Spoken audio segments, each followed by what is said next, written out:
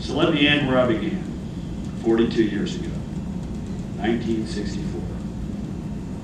Lyndon Johnson, a proud Democrat, a proud liberal, and a proud Texan, had won the presidency in a landslide. Speaking of Texas Democrats, one of my favorite comments is by a friend of mine. He's a Texas Democrat. He says when he dies, lives in Washington, he says he wants to be buried in Texas because he wants to remain politically active.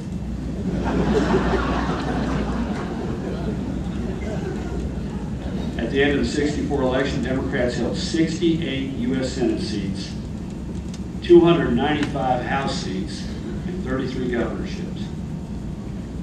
In 2000, George W. Bush, a proud Texan and a proud conservative, ran against an incumbent vice president who had loads of national experience, a reputation as a great debater, and had a strong economy on his side. And yet the then governor of Texas won. In the 2002 midterms, President Bush and Republicans ran against history and prevailed. President Bush became the first president in more than half a century, only the second president ever to have midterm gains in both houses of Congress. Only happened one other time in American history, 1934, Franklin Roosevelt. And for the first time ever in American history, the White House party gained control of the Senate in the first off-year election. Never happened before in American politics.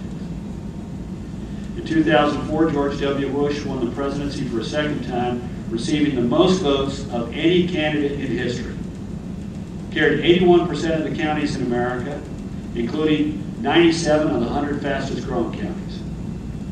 He's the first president since FDR and only the second president ever to be reelected while his party gained seats in both the House and Senate. Here in Pennsylvania, the president increased his share of the vote, garnering the most votes a Republican candidate has ever recorded in Pennsylvania history, and forcing the closest election in this state since 1988. Republicans have now won 7 of the last 10 presidential elections. We hold 55 Senate seats, 231 House seats, and 28 governorships. That's a pretty remarkable rise over 40-some-odd years. It's a stunning political achievement for our party. But it is also a cautionary tale of what happens to a dominant party, in this case the Democrats, when its thinking becomes ossified, when its energy begins to drain, when an entitlement mentality takes over, when it loses touch with the concerns of everyday Americans, and when political power becomes an end in and of itself rather than a means to achieve the common good. We need to learn from our successes, but we also need to learn from the failures of others.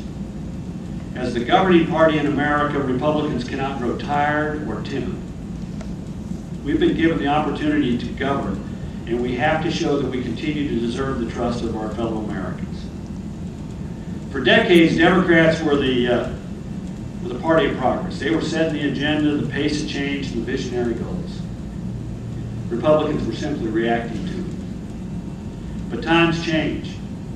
And this president and presidents like those before him, Ronald Reagan in particular, and today's Republican Party, we're shaping history, not trying to stop it. We're articulating a compelling view of a better world and winning the support of the American people. In late January 2001, America's new president said, "We are here to make progress. We are not here to mark time." George W. Bush has been true to his word. He's one of history's consequential presidents. He's fundamentally recast America's national security strategy, and he's put forward a bold domestic agenda. Much has been done in the last 5 years, and much more remains to be done. Whether this vital work gets done depends upon you. Our ideals will prevail only if you continue to strengthen our grassroots efforts to make all the difference between victory and defeat. In 1840, Abraham Lincoln, the man we honor tonight, wrote this.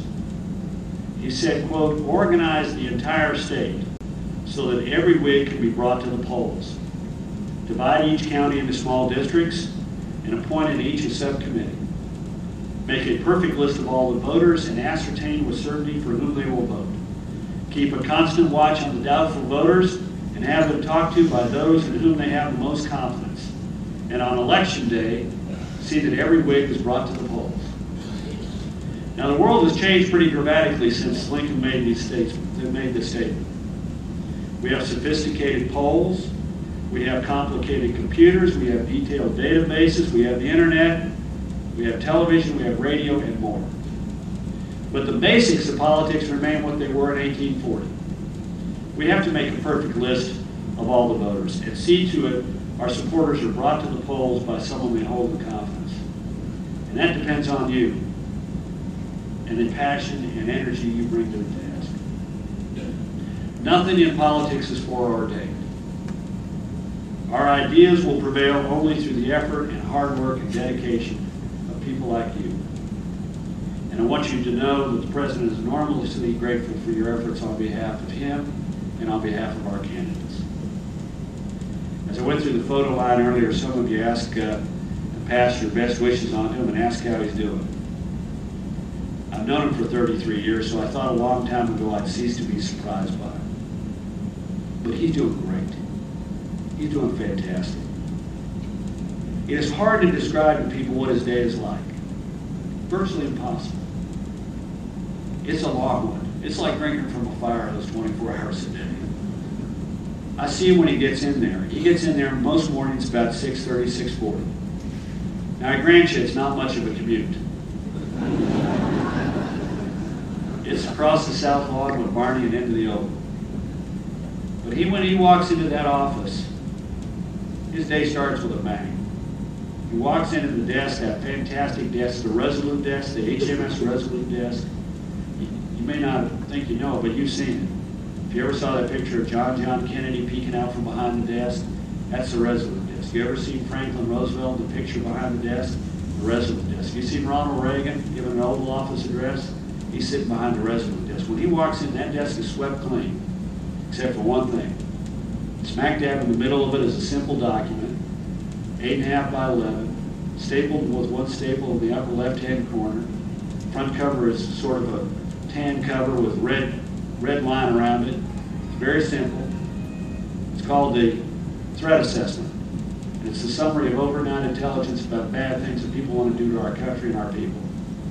It is the stuff of nightmares. You never want to have to read one of these. And yet every day of every week, of every month he's been in office, that's how his days begin. Monday through Sunday. He meets with the director of the FBI or the director of the CIA or the head of the director of national intelligence. He meets with the National Security Council or the Homeland Security Council, or has a secure video link with Tony Blair or the commanders in Iraq that go on behind the scenes that you never see or hear about. Because we're it. Whether we like it or not, we're it. And everybody wants to talk to the leader of it. So like today, you saw the meeting with last night with Chancellor Merkel of Germany, and today it was the President of Uruguay, and this morning it was the Prime Minister of Malaysia.